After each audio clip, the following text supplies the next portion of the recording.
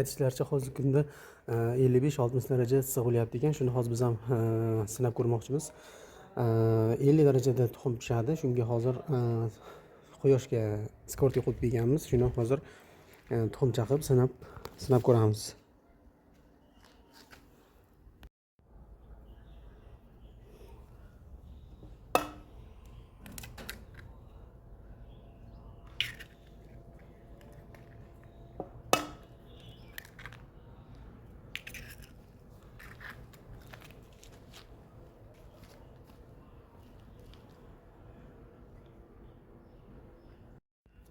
Ko'rganlaringdek tuxumni chaqib qo'ydik. Qani endi kuzatamiz. Qancha vaqtda pishadi.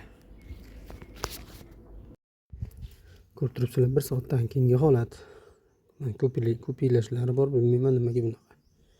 Bitta ozgina oqaryapti. Pishib qolsa kerak.